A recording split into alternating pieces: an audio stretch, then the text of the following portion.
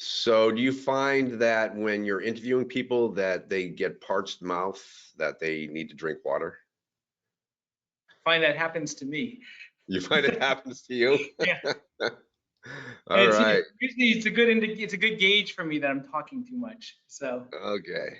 Hey guys, how you all doing? This is Bob McIntosh. I'm with John Racho, and I'm going to be talking with John about what's in the mind of a recruiter. John's a co-founder of John Galt, which is a staffing agency that places engineers and manufacturing professionals. And you can read his bio, but what I really want to say about John is that he's just been a tremendous friend of ours. He's spoken here at the Career Center either as an employer panelist or just as a guest speaker, and he's just got a really natural speaking voice. I really love listening to him talk, and I think you will too. Now, before we go any further, would you raise your hand and tell us if you can hear and see us? Okay, excellent. Thanks, Donna, Francis, Ellen, excellent. Elena, it's good to see some of you familiar names and those of you who aren't familiar. Bonnie, yes, good to see you. Okay. So John, have I left anything out? Did you want to say anything more about yourself? I hate talking about myself, but you know what? You're 30 There's seconds. a little background. I've been in recruiting since 1994. That's essentially 27 years in the industry. A year of that I spent as a corporate recruiter, and that was insightful because I really got a chance to see what it was like on the inside and watching an organization and how they made their decisions. I think the caveat is for all of that experience, I'm always learning, and whatever I say today, please don't take it as gospel. I don't take it as I'm expert enough because I'm always learning, but it's really a unique perspective being on the recruiting side, because that kind of metaphorical fly on the wall, we get to hear exactly what the companies and the managers that are hiring are saying. We get to hear exactly what the candidates are saying. And so it truly is a unique perspective, and it's just my observation. So I can't say it's expert, but it's my observation. Let me ask you, what do you enjoy more, being a corporate recruiter or running an agency? I love being on the agency side. I really like the variety. So I feel like it's a microcosm of just having so many different clients. So we hire for hundreds, if not thousands, of different organizations, as opposed to hiring for one company. Excellent. Okay. Well, let's begin. So I'm going to start with a poll, and I didn't tell John that I use polls, but here's the first one, and it is, have you worked with a recruiter? So I've launched the poll, and if you would answer that, yes or no. All right, okay, people are hopping, John. We got 70% have voted. Okay, we're up to 84. I'd like to try to get 95% participation if I can. I like the participation. I'm up to 94. Okay, 10 more seconds, folks. 95. Occasionally I get 100%. Okay, we are at 99%. I just need one more percentage point. Okay. Get a little too excited about these polls. So, okay, so you can see that 53% of our audience have worked with recruiters and 47 haven't. Okay. What do you think of that? What does that show? That's probably just about right. And it tells you how much, actually that number probably would have been a lot lower, and that's truly is an increasing number.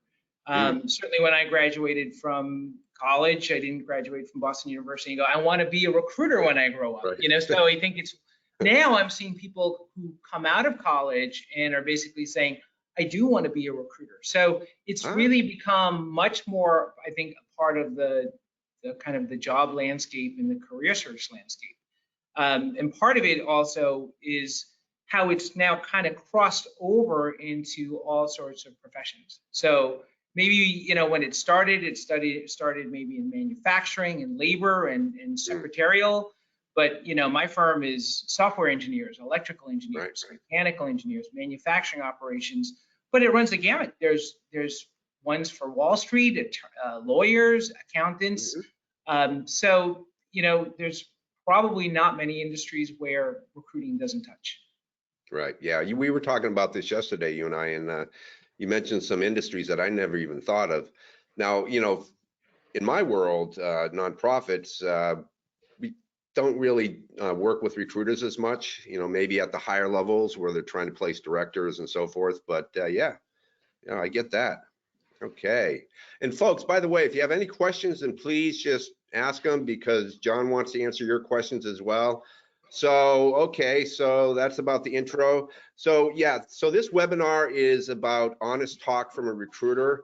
And so that's exactly what we're going to do. So what I'd like to know, first of all, is why do recruiters have a bad rap? Why is it that, why do you think that's the case? Or does it lie on recruiters alone? Yeah, this is a great question. And it's one, like, I mean, if you ever have a bad experience at a restaurant, suddenly that's it for you in that restaurant. And right. I think what happens in terms of even just recruiting, in terms of there's a low barrier to entry. There's a lot of, as the recruiting industry grew, more people kind of came into it.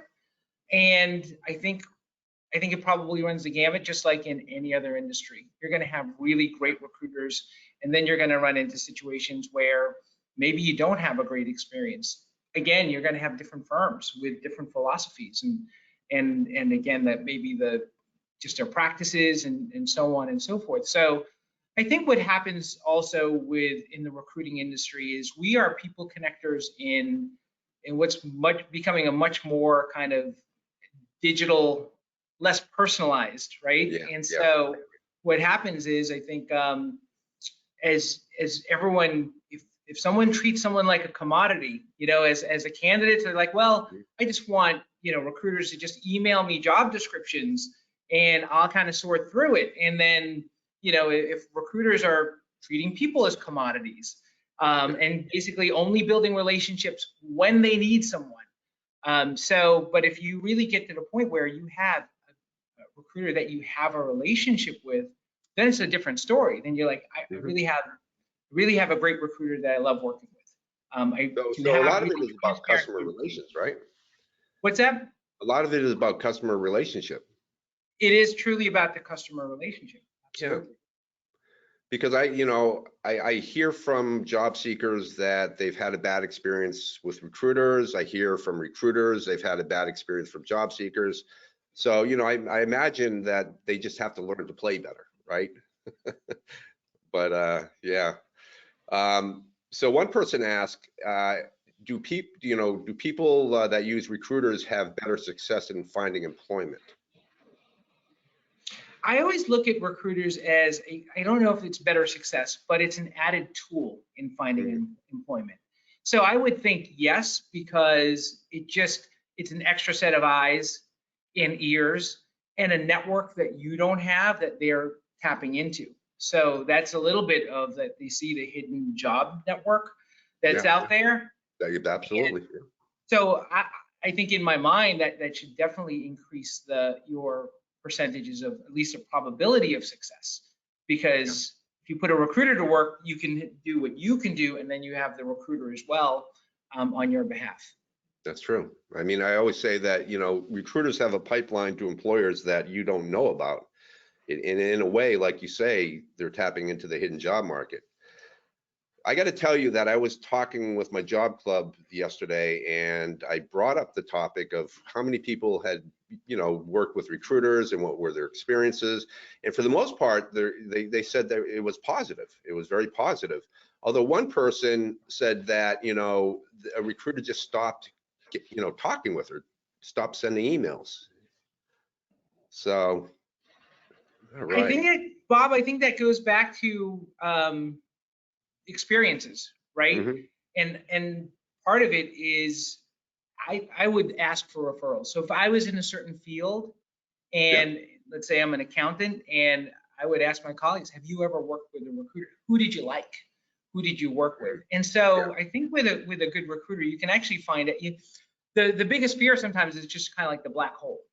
you know, Yes. that the recruiter calls you and then forgets about you. And Yes. Yes. what I really like for me personally is like I love the candidates who stay in touch with me and I stay in touch with them. And so probably going back 25, 27 years, it's great just to have those kind of relationships. Okay. All right. So, what do you see as some of the mistakes that job candidates make in this hiring process? That's a, so, you know what? Let me go with maybe one of the new ones that's just become really kind of applicable to the times, Bob. Yeah. And it's just the idea of remote interviewing. And so I think in general, interviewing is hard, period. Yeah. Yeah. It's not something that we do often. And so without being well practiced, why should we be particularly good at it? And so now you throw in this curveball of remote interviewing, that certainly, I think, added something to it. And so I would say the mistake that I see is candidates who haven't treated the remote interview like a real interview or haven't prepared the I see. with Right. that. So Right. that, I think that would be kind of number one. The kind of I would say the all-time classic mistake that I see are folks who don't personally network. We kind of touched on that before, Bob, which is they believe that the universe of jobs are only the jobs that they see posted.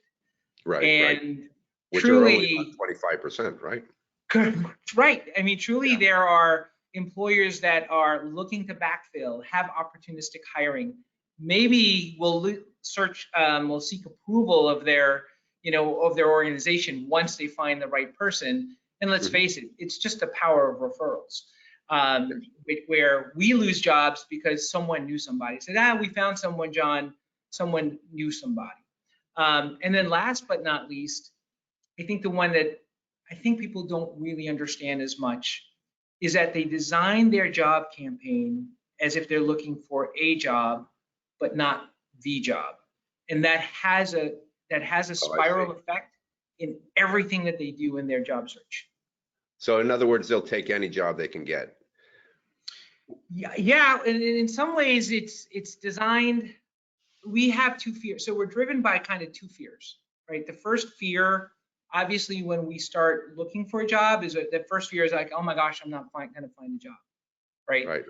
But there ends up being this second fear, which is you find a job and it's like, oh my gosh, what did I get myself into? And we have that kind of going on, and we actually see that a little bit. The Gallup poll, they do a kind of an engagement poll of the American workers, actually of worldwide workers, but of the American workers, the majority of them are not engaged in their jobs. So it's, in the 30% of people who are actively engaged in their jobs. So in terms of when people start looking for a job versus the job, you just start making your arguments are, I can do the job. And when you're looking for the job, you start crafting a message to the employer why this, you already start like why this is a great fit for you. And by the way, why you are really the strongest candidate for this position. So in a way, is it that some people have a hard time knowing exactly what they want to do? Like they can't pinpoint what they want to do, so they don't have a directed job search? Part of it is actually having to do that. And in fact, in some ways, having to, I always say that the job search is not just a discovery process, it's actually a self-discovery process. And I run into this a lot with, let's just say I talk with a lot of, let's say, the communications major who's graduating from college, right? And they're like, well, what do I do with this, right? So they are now in their job search figuring out more about themselves as much as they're discovering what job options are out there. And if you think about the word candidate, and in some ways, that's what we call you guys, candidates, you're basically the job candidates, right? The other place where we see the word candidate is in what? Like political campaigns, right? And so like a campaign is a series of activities designed to get to an end result. And so maybe you don't want to be completely like a political candidate, but you kind of are a candidate, which is that you are campaigning for a job. And I Right. think what we do is we kind of like lose sight of that. So we become much more reactive. Let me throw my resume out there, kind of Sure. see what happens. They'll ask me questions. I just want to hit it back as well as possible. But if you think of a candidate for office, they know who they are, they know what they're going to say about themselves, Right. and they are kind of proactively kind of driving the agenda. Yeah, absolutely. So, well, getting back to what candidates might be doing wrong, you said something about the remote interviewing process. Where do you see them falling down on that? I mean, is it their background? Is it just that they're not prepared as they would be for a face-to-face interview? Yeah, I think I've seen a couple of our candidates where we get to observe interview for the technical jobs, but one of my roles here is screening and hiring all the internal candidates for John Galt. And so I'll just kind of speak from that experience of people dialing on to actually interview with me. And if you just kind of know that nervous energy that you get from when you were going pre-COVID, when you were going to an interview, Bob, everything about it from the day you got, it's almost like you started getting ready for the interview the second you woke up, like what you were going to wear was already hanging up. And then that nervousness, like, let me get there a little bit early in case there's traffic, all of those things, right? And then like even the night before, we are kind of like looking up the company and finding out what press releases were on the company, where are they in the news.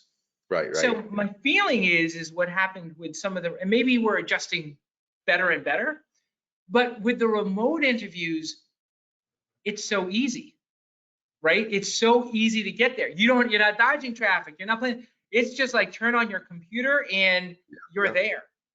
And so I think what happens a little bit is that without that anxiety, we just show up. So I just have candidates, they just show up, and then they're now trying to fumble around and get on, and then they forget the microphone's on, and they stop F-bombing. They try to get on and everything, and then maybe they're not as prepared. Maybe they don't know what my company does. So I think sometimes that nervous energy kind of worked to your advantage. Right.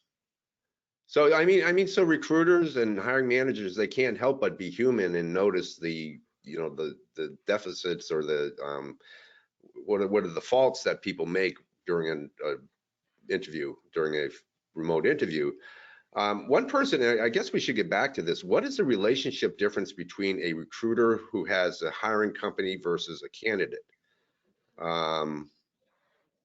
Has with the hire. Okay, so what is the relationship difference between that of a recruiter has with the hiring company versus a candidate? That's I guess who's a recruiter working for? That's an exceptional question. And so the question is like, who's the ultimate paying customer, right? And then who's the customer? And in some ways, we end up having two customers. I'm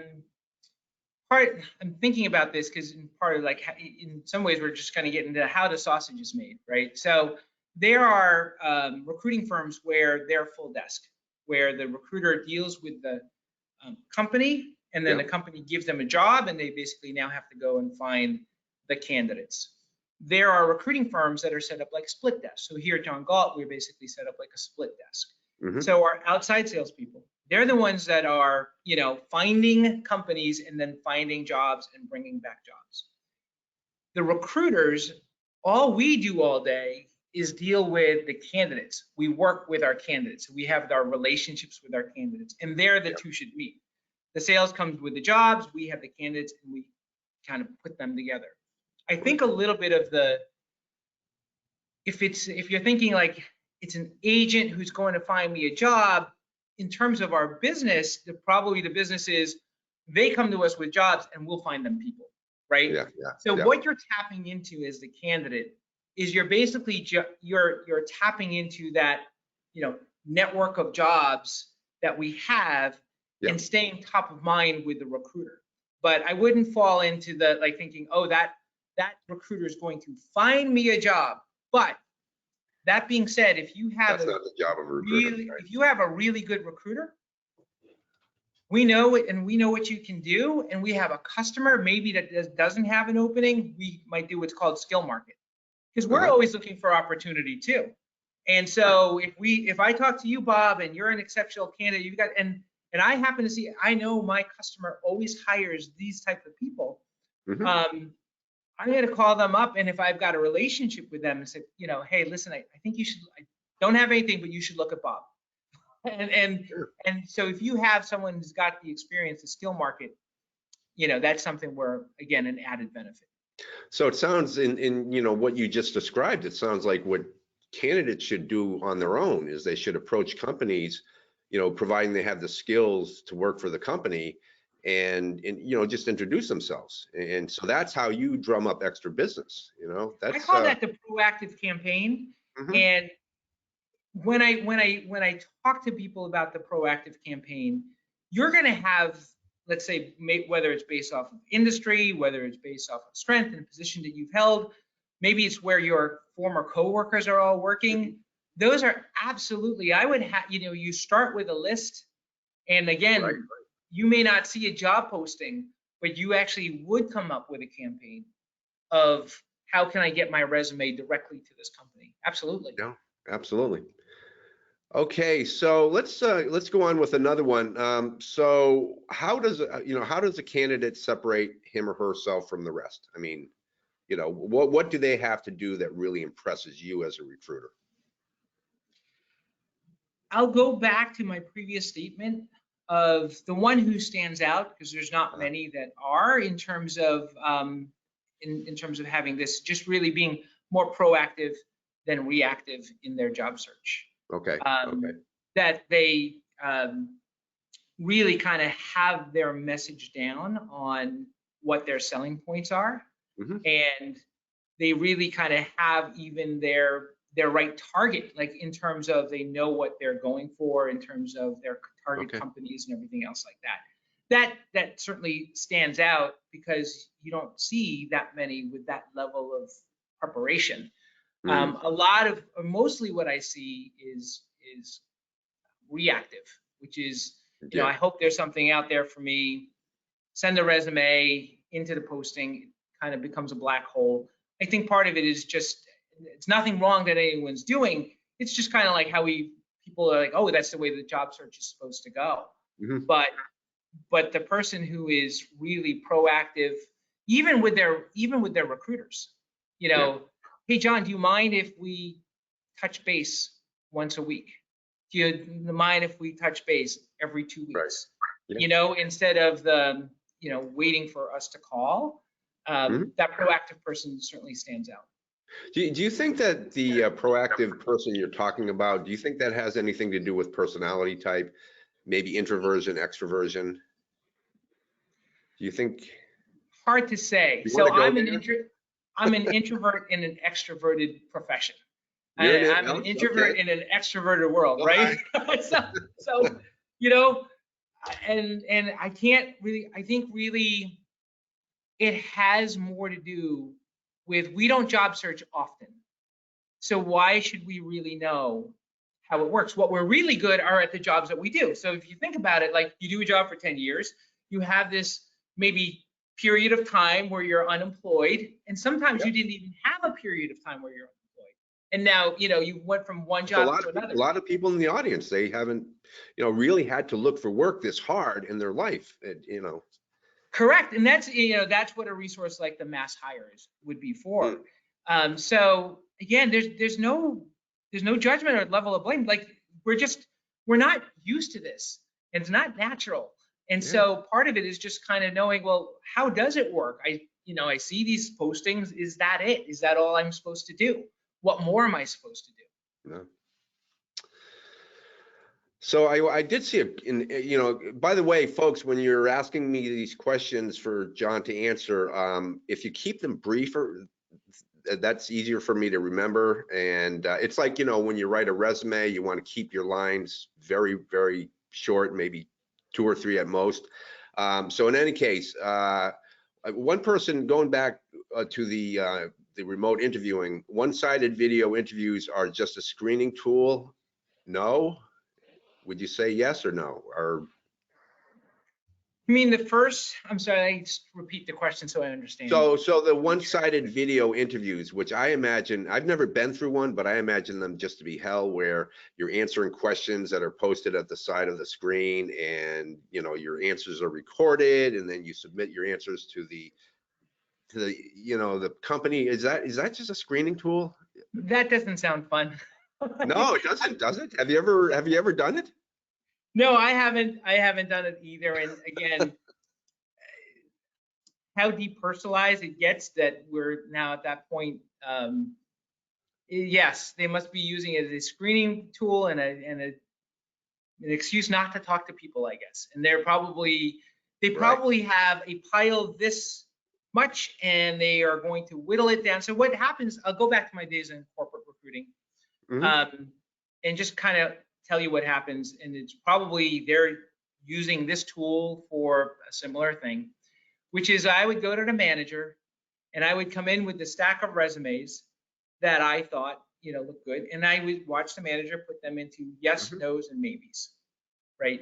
Yes, absolutely. Now they're top. No, and then you have the maybes. And I don't know how often we got to the maybes. It depended, I guess, on how much the yeses were. And so someone out there, so this feels like it's not being screened by the direct manager. Now what happens is someone who's got a boss to answer to, or has to answer to whatever stack that they're going to go to the manager with, is probably using this tool because they don't want to walk in with a stack this high, and they want to winnow that down. Their time. And they probably have something that gets them into their yes, no's, and maybes. Sure. So does it make sense then, if you know that it's a screening device, to try to get your resume to the hiring manager if you either know the person or know someone who knows the person? Do you think you can do a roundabout that way? They say like work it, right? Yeah. And truthfully, if you think about what's at stake and what you're trying to get, which isn't, again, let's go back to the point that a lot of people haven't found their dream jobs, right? So a lot of people, most people are either sleepwalking, and there's about 15% of people who actively hate their job and tell their coworkers all about how much they hate their job. So if the effort really is a campaign to find our dream jobs, to find something challenging and engaging and everything else like that, going I think that extra mile, people worry that offends. And my feeling really is someone knows someone. And so we feel like the power of referrals really helps you get through. So I would, I would use any connection I had to my advantage. And that probably is one of the big mistakes I see. When I said people don't personally network, like they have LinkedIn, but they don't use LinkedIn. Yes, right. And I can even see on their resumes, like people say that they're working till present, and you can even say it like on LinkedIn, they we want to kind of put out there this strong thing that we're out there and we're working. And if I'd be like, hey, I'm looking, I don't have a job. Hey, my network, can you help me out? I can't tell you how many people I've seen do that, and people just start posting, hey, let me put in a good word for you. Get in touch with my boss. Message me offline.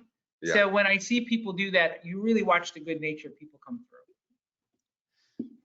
So I got to get to this one question because I really think it's interesting. Should we ask recruiters to help us in terms of interviewing, the questions we should ask the interviewers, which questions to expect? Is that your role? Do you do that? I believe a good recruiter that's their role. Right. We understand this. So for me to be successful in this industry, I always had to increase my probabilities. Meaning, I'm in what I really love about our industry, Bob, is that it's an all people industry. It's matching these people with these people. Sure. So if you think a lot of sales is pitching products. For me, I'm matchmaking people, right? But there's a certain amount of uncertainty there. I'm not selling something off of a shelf. I'm not selling something off of inventory. So to increase things like my probability, really, it's about improving all of my relationships. So, for example, if I really want to find a good match, I really want to be able to have transparent conversations with my candidates So I Yeah. really understand what they're good at and what they're not that great at, what they want to do, and to see that match and really So it understand. doesn't help for them to try to hide, any of their weaknesses. You No, need to. absolutely not, because we want to be able to address that. But I won't get stuck there. And then the second thing is going to be even just reliability. So even in the better of a relationship I have, I've increased the percentage of reliability, that someone will show up on the interview, that someone will show up for work. So again, all of those things come with just better relationships. And then last but not least, well, not last but not least, but going back to the interviewing, if I'm completely reactive, and I call this being a time and place recruiter. Let's say, Bob, I got you an interview. We got you there, we sold, and I've got you what we call the red zone. Like I've got you this close, right? Because my client has called to interview you. There are recruiters, like I said, they're just going to be time and place recruiters. Hey, Bob, just be here at this day, this time. Good luck, right? Oh yeah, no, right. Me, yeah. I want to increase my probability. So to answer your viewer's question, absolutely, I want to help prepare you for the interview. Absolutely, So actually. you probably don't do as many interviews as your staff does. So you train your staff to try to help. Can they be basically job coaches? Absolutely. Again, that's really use that free value. Something we are going to have is institutional knowledge. So for you might be the first person. This might be your first time interviewing at this company. I might have had 100 people interview at this company. So again, I have institutional knowledge. I know what the managers are looking for. I know what types of questions. I know what types of information that they're looking for. That's one. But the other job coaching part is everyone goes into these things nervous. So as much as I can do, like part of that nervousness is really the uncertainty. So as much as I can do to take away that uncertainty, just like, hey, let's just focus on these 4 things. These 4 things: the company, the position, the people, and yourself. These are the only 4 things you need to know going into an interview. And most of the interview is going to be talking about yourself. Let me help prepare for the things about yourself that we should be talking about. Good. Once you get focused, once I get my candidates focused on those things, they're like, okay, I feel like I've got this. I know what to expect. Well, it sounds like to me, my job is like that, but it sounds to me that I offer more general advice, whereas you offer pretty specific advice because you have the inside track, about the companies and the industry and all that. So I got another poll coming up, and this one is. See that one? You what? I see it. Like this one? How long is your resume? Is that the one? Yeah. Don't answer it for them. All right. Okay. And so I've launched the poll.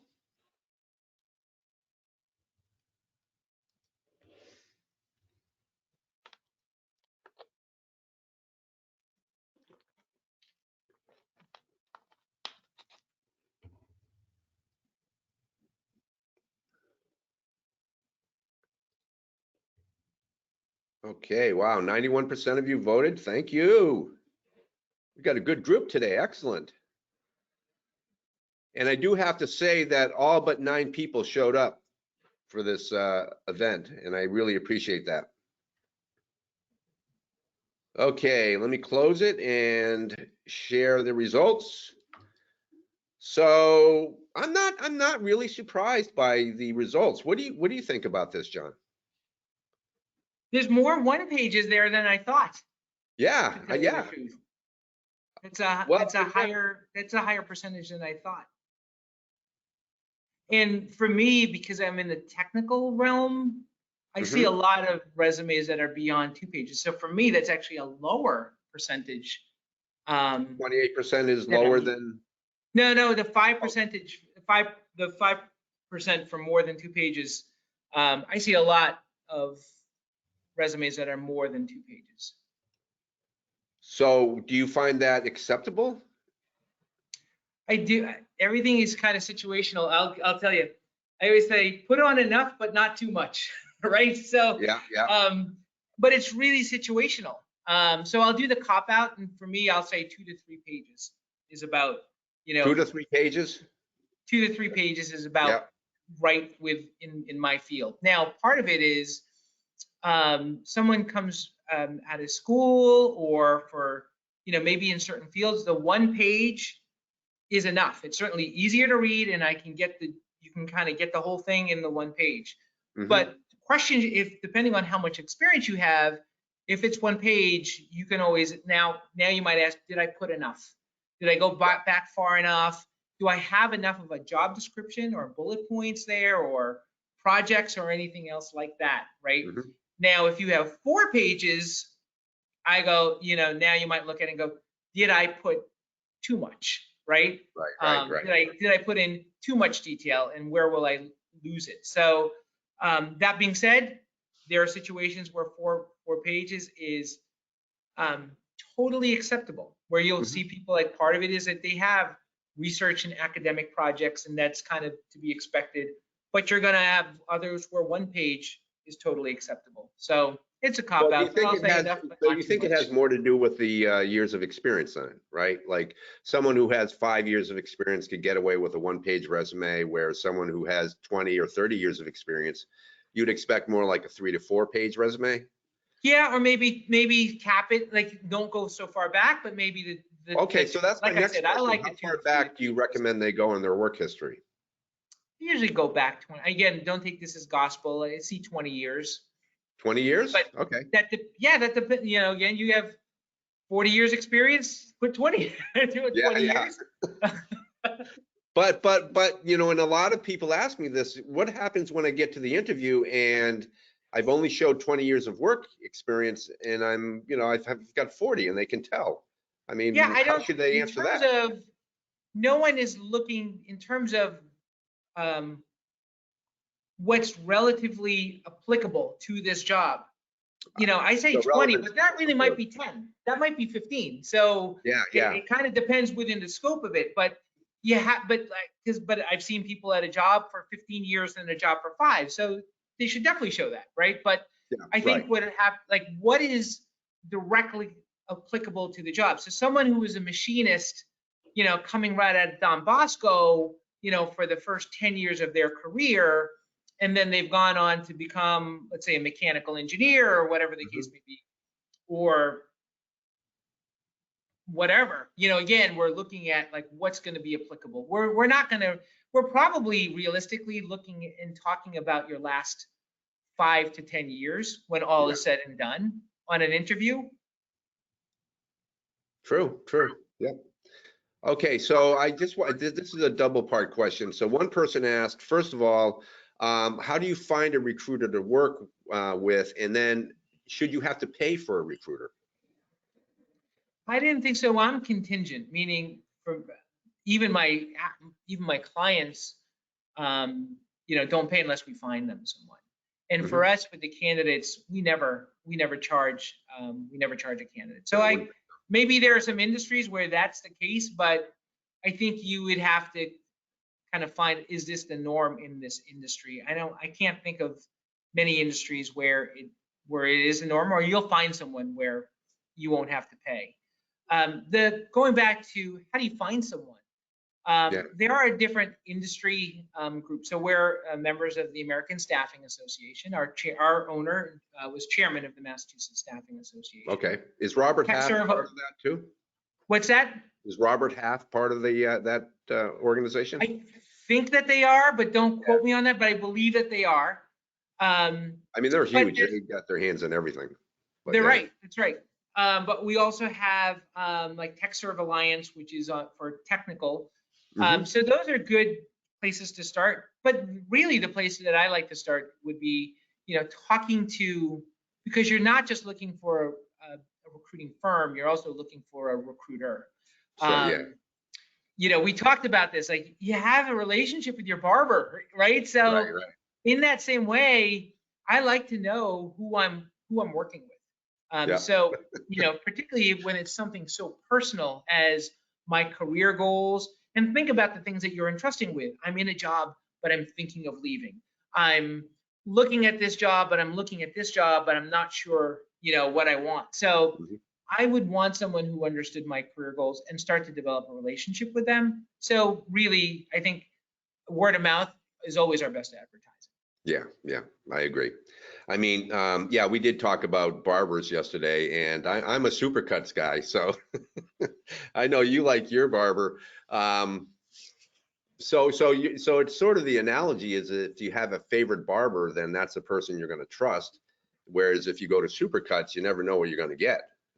Yeah, I know that feeling. we were talking yesterday. My barber, unfortunately, before this passed away. He's 84 Uh-huh. years old. So I basically had like two barbers in my life, right? The one I had as a kid, and then the one I had when I moved up here to Yeah, Massachusetts. yeah.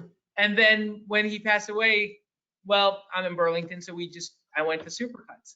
But it would be like I went through a couple, and then there's one's like, "What's your name?" Ashley.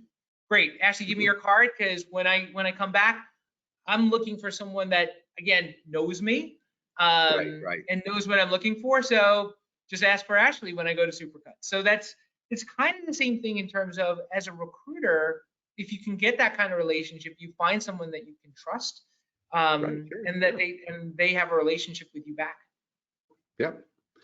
So, not to belabor the point, but yes, I do have someone at Supercuts who, I would prefer, but, at a moment's notice, I'll take anyone. Okay, so here's one, John, and I remember you answering this question at one of the networking events, when we were in Yeah, the it made building. everyone mad, I think. Yes, this is where I'm like, no, but tell us the truth. Do you read cover letters? Why or why not? I didn't, and then I did, and then I don't again. So I'll walk you through, because I know I made everyone mad last time. Yeah. So when I first got in the industry, I didn't, because, well, you read enough, and then there's just efficiencies. Like, you start reading the resume, and you start telling yourself your own story of you can you have pattern recognition, and just the ability to read a resume. You can kind of get your story. And what I found from my kind of the cover letters, I wasn't getting any new information I see. I see. outside of Right. the resume. So they were So sort of again, regurgitating the resume. yeah. Yeah. Or again, it was an introduction, and it was a nice formality. So it was almost more like back in the day, you were just looking for the formality that they did a cover letter, right? So that just Right. that they Right. did it. It was the 200 points you got for writing your name on the SAT. So just that they did it, Yeah. and it looks good, it looks formatted, and then I'm onto the resume, because again, when you get those number of resumes that we go through in a day, so yeah, to tell you the truth, it was efficiency, but also I wasn't getting any new information. But then I did, Mm. because now when you start reading a resume, and if something was missing, if there was a hole, if there was an employment gap, oftentimes that was now explained in the cover letter, Yeah. right? Yeah. So, or if there's, again, when I say that there's a hole, I'm reading a resume and I'm not quite sure, like, it's a varied background, and I'm Yeah. not quite sure what this person wants to do. So when I say I did, that's what would happen. I'd go back, Okay. and Yeah. the cover That makes letter sense. Yeah. would give me new information. So before I wasn't getting, but now I'm getting the new information that I needed to kind of fill that hole. And then I'm finally back to don't again. And I'll tell you why, Bob. I don't Yeah. see them. I just don't see them, because today's cover Yeah. letter is really an email. Um, so I get the email, and I get the resume attached. So what's happened So, is I so just wait, start. so if the person writes you an email, do you read the whole email? And if that's true, then couldn't the person sort of incorporate and nowadays cover letters are briefer, than they used to be. Right. But so could they incorporate their cover letter within the email? It's funny, yeah, Yeah. and absolutely, because if I think about it, I read your whole email from top to bottom. Where Hmm. I didn't the cover letter before, but if you think about the information that's in the email, it's basically was the cover letter that's in Yeah. there now. So maybe I do read it. I just read your email, but so, So let me get to another question. What about thank you notes? How effective are they? Do they make a difference to you? so that's like the proactive part. Hmm. So few people are doing them that when they do, it stands out. It stands So out. Yeah. I'm going to come back to, and by the way, there's a thank you email that stands out, but the actual thank you note that you actually get in the mail, Really? it's about, again, let's go back to the idea of being a political candidate. The first thing about being a political candidate is getting name ID, just that they Yeah. recognize your name, right? And if you think about it, it's just, how can you be memorable? And that's what's going to do it. So like, it needs repetition. That's why you see things like lawn signs and people holding their signs and everything else like that. So any excuse for repetition of the sending that thank you email and now sending that thank you note is like, Right. oh yeah, Bob McIntosh. Oh yeah, So send both then. that was Bob. Thank you. Yeah. Okay. We're getting a lot of good questions from the audience. Can I back up one thing? Okay, so Can I here's back one up for one you. thing, Bob? What's that? Can I back up one Yeah, more sure, thing on sure. on the thank you? It's kind of an, I think, yeah, in terms of the point that it also, it's not just name ID. It was important enough. I wanted to stop you.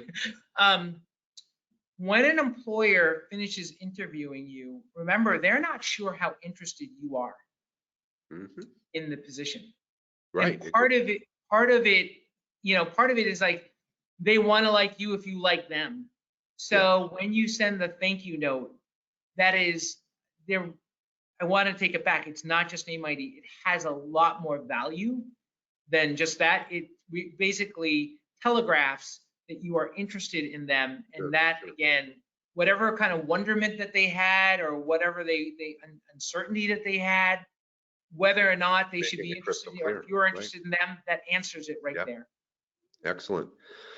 So what is your weakness question? In other words, when you're interviewing someone, how do you try to determine their weakness? I actually like to go back to their past reviews and what they were working with a manager on. So like in your last position, you know, after your last review, what were you working with your manager on to work on, to get better at, right? Right, right. So that's probably, for me, usually the most insightful. I don't think enough people actually ask that and ask it that way. Right. And then I kind of have this kind of fallback of like, what did you like the least about your job? That may not tell me a weakness, but I just remember as a kid, it's whatever you think you are not good at is basically what you like the least. So I remember as a kid, like, I never thought I was good at math. So I was, you know, like, oh, well, I hate math. Until I got good at math, but I was like, I hate math, because I always thought, well, I suck at math. But I think really before that, it's really about like, you know, what were you working on?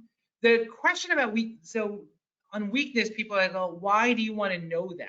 Right? So people are afraid to answer that, I think, in some ways. I think for a couple things. For me, I want to know, what am I going to work with you as a manager? Because it's not just we want to work on your good stuff. Like, what are we going to be working on? What can I expect that we will be working on? And of every hire I have, I pretty much, you know, when I recommend someone for an internal hire here at John Galt, it's like, okay, they're great for this, this, and this. We'll have to work with them on this, right? These are going to be some things that we'll have to look out for in training. But the other thing, it's partly a if in some ways I don't even care what the weakness is so much as because everyone's got something that they're working on, and that's why I don't like the word weakness. I think we all have something that we're all working on. But in some ways, it's a gauge. How you answer it is a gauge of authenticity and self-awareness. Yes. So everyone should look at the question that way. Right. That if asked this is, they're testing me on my authenticity and self-awareness. So I would think very carefully about how I would answer that question. So if you get an answer like, well, I work too hard, then you know, they're not being totally truthful. They're trying to turn a weakness into a strength. So speaking of which, how do you determine what someone is most strong at? It's, I guess, conversely of like, what do you like the least? This is the one where like, what parts of your job did you like the most? If you talk to anyone, like the parts of their job that they like the most, they will just start talking, right? And they're excited. And you can bet that they were pretty good at it, and that people told them that they were good at it. Oh, I'm sure. I The never, other you know, I trap, never thought of that. I never thought of the real reason behind those questions, which I've heard before. What did you like the least and what did you like the best? Huh. But that of really course they helps have to with have that. something to do with the job at hand, right? What's that? They have to have something to do with the job at hand. They need to be relevant. Correct. Okay. All right. Correct. All And right. that's why I have this as a kind of another fallback. If I don't get what I was looking for from that first, it's Mm-hmm. almost, I call it the eulogy question. It's like, what would your coworkers say about you? So it's almost like, Right. yeah, people aspirationally start thinking like, what would my coworkers say about me? Uh-huh. And that's where what comes to mind are going to be, I think, a lot of their strengths. Yeah, so if there's a big pause, then you're going to assume that the coworkers don't have a lot of great things to say about the person, right? I Yeah. assume nothing. I assume that it's really probably a harder question to answer than on the face of it. Yeah. Okay. Um, so time for another poll, and this is the last poll. You know, John, I love my polls, but we're running short of time, so I'm going to quickly launch this and get some answers.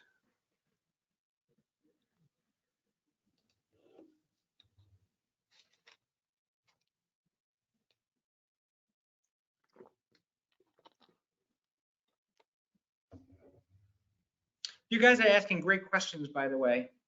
Yeah, they are. They are, and I wish I could get to all of them, but wow. If I have 5 interviews for the same position, do I send a thank you note to everybody that interviewed me? My answer would be yes, but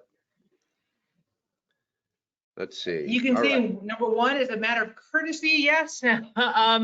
But if you had to scale it back to the ones that you're interested in, if you're not interested in them,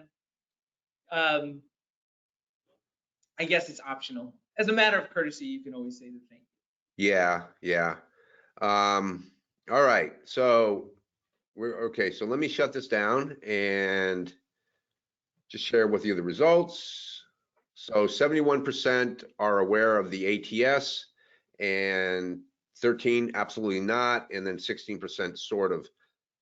That's kind of encouraging to me, because Yeah. if 71% are aware of it, then, well, that's like a C minus. But in any case, that's the next question I have for you is what should our audience know about the applicant tracking system? That it's written by software engineers and programmers. So, and I'm not kidding about that. I mean, this is my living, is I hire these Yeah. software engineers and programmers, but it's designed by software engineers and programmers. So really what's behind it and powers it are algorithms. I basically dug into my ATS system probably more than I wanted to, but truly that whole thing of like good at math and suck at math that we talked about Yeah, before. yeah. There's like a lot of AI and math that's really behind these ATS systems. And so it is what the part that's within you can't even say control, but so it's basically like keywords and recognizing keywords. What used to be what was called a Boolean search, which was the actual word, now semantics. So there's this artificial intelligence that kind of tries to computer figure out what you mean. And then there are scores, and then it's sorted. So like it scores how high you match with what the recruiter is looking for. And some companies are using it to actually do the match with them for the job. And so there, like I said, there's math behind it, but there's scores and sorting. And so now that's how it comes to the recruiter. And so the part that to really think about when designing your resumes are keywords, right? So everything in these things are about finding keywords. So so if I was a mechanical designer, I should know that they're not just looking for mechanical designers, but they're also, but my experience is in like SolidWorks as a CAD tool, then I would want SolidWorks on every one of my job descriptions that I use SolidWorks. So, and On don't your feel, resume or the job description? what's that? What did you In say? the On job the description for each of my job entries. So, Okay. there's a difference between having it one time in your summary and having SolidWorks come up, use SolidWorks in this job, use SolidWorks in this job, and use SolidWorks in this job. Yeah. Yeah, I remember one recruiter, she told me, Cynthia Wright, I don't know if you know her. Yeah, I know Yeah, Cynthia. you know her, right? She said, if I need someone with C++ experience, I want to see that 50 times on the resume. And I knew she was being facetious, but yeah, so it's the right keywords and also density of, so yes. It's not just Cynthia who wants to see it 50 times on the resume, the computer wants to see it 50 times on the resume. Right. So that's but really there's important. a whole argument about not only trying to appease the ATS, but also the person who's going to read your resume after it is, right? So let's go back to that recurring theme, Bob, of personalization. All good recruiters I know keep hot lists. So like of some sort, they might call it something, but like we have in all of this, hey, where are our needles? People that we've spoken to, people that we can, if I need to find a needle in the haystack quickly, any good recruiter has a hot list, whether that's computerized or that's a notebook of people or something like that. So yes, there is the ATS system. But in terms of getting back that personalization, if it's an old school good recruiter, they keep their hot lists. And then I remember you saying that if you want to stay on a recruiter's good side, or if you want to be on a recruiter's hot list, then you have to maintain that contact, right? And a good recruiter too is like, if I talk to you, Bob, and like you said, you were available, I might check in with you in a month and go, how's that job search going? Are you still on the market? Because there's all this universe of people and a bunch of them are off the market. So for me, I have to find out who's available, who's good, and what are they good at, and then like, can they match my positions? So by the first thing I need to winnow out is who's available. So have you ever had a job seeker actually refer someone to you who might be a better fit than that person? In other words, has it worked the other way? I have, and you know, when someone does something like is that powerful, like they're referring someone for a position, and they say I actually know someone that's a better fit, then you just kind of have to respect it. In some ways, a lot of times like referrals, it's really interesting, but in terms of people want to refer people that they know to people that they like working with. And oftentimes I found I'm actually able to get more likely I can get groups of people together. So, you know, the great example is like I hire like out of Virginia Tech. And wherever there's someone from Virginia Tech, I say they always multiply on the engineering staff. They love to have other people from Virginia Tech. So someone refers someone, chances are I'm actually don't get them competing for the same spot. Oftentimes I actually am able to have them more as coworkers than anything like they like this person, therefore they like this person. Right. Okay. All right. So this is a tough one. Where do you see the nature of work going in 2021 and beyond, perhaps? You know, do you see it remote, hybrid, back to work? What do you think? This is a great question. And talking to you yesterday, Bob, I said, I don't want to just answer it off the cuff. At least I'll try and get some anecdotes. So I emailed out to my my VPs of sales, who are the ones talking to all of the different customers. Oh, okay, good. And I gotta tell you, it's all over the place. It really truly runs the gamut. To we have been back this entire time. To we're letting our employees choose for 2021. To we're going to let our employees choose forever. To hard stops that we are going to be back by a certain date. For example, one of the big banks is basically saying by August 1st, everyone is going to require to be back. And then I have these other examples here where they're never coming back, where they basically said they got rid of they basically ended their lease and everyone's just going to be basically going to be full remote. Wow. And so there's a couple kind of things that are happening here. One is the nature of the work. Mhm. So what we're finding the most with software or really kind of computer intensive is that if they don't need to be in person, we're seeing still a lot of kind of opt-outs for that in at least in 2021. And you're now seeing companies where that may be the norm, but where there's like hardware involved, where there's, they're building a product and they're all hooking up instrumentation to that product. If they haven't been back already, they're going to be back. With the banking, I think we're probably seeing kind of like some security issues. And so part of it depends on what the employees are saying and kind of like what the companies are saying. Right. And like I said, probably a lot of it is the nature of the work.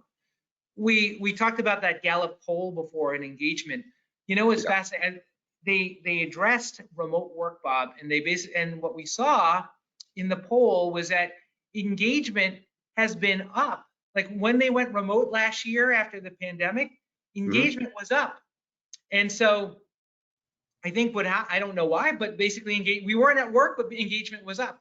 But also that they had found was that burnout was higher among people who were working remote. You mean what, when they were remote?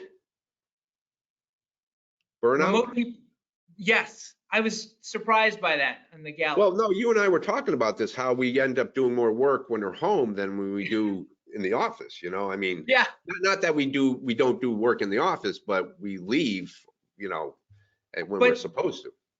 But, again, what we thought maybe it was just us, it turns out that that was actually pulled by Gallup, and it's a thing. Yeah. I get that, yeah. All right. Okay, we got one more. And finally, what advice do you have for our audience regarding finding work?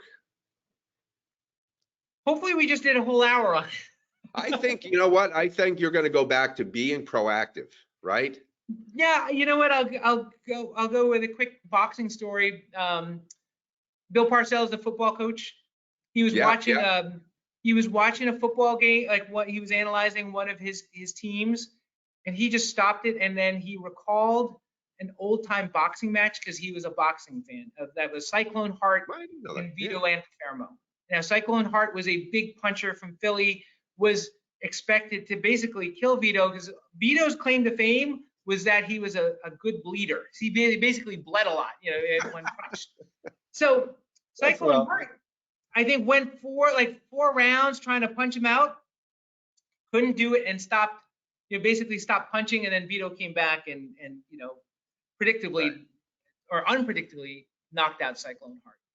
And what Bill Parcells said was, what I'm really most afraid about my teams is that they become game quitters. They've kind of chosen a way out that's not apparent to the naked eye. They're more concerned with kind of public opinion than kind of the end result. And one of my experiences in this close to 30 years of when I talk to people and go, how's the job search going? How we get discouraged and we become game quitters. It's kind of like, I'm still sending my resume out there, but like we're kind of going through the motion, but we don't know what else to do. Right. And we're actually not really expecting a different result. We just kind of keep doing that. So my advice would be if you kind of find yourself going in that direction or feeling that, is to find a recruiter to talk to, someone from MassHire, a coworker, anything that can help change up your game in the job search. Because what happens is now we kind of get into this rhythm of the game quitting rhythm, and you kind of have to do something to kind of to change that up. Yes, absolutely. Well, my friend, thank you very much. This was excellent. I like seeing you more in person, but what can we do? This is the nature of business now. I really miss just being in a big room and talking to a ton of people instead of just seeing you and you seeing me. You were able to work the room, I'll tell you.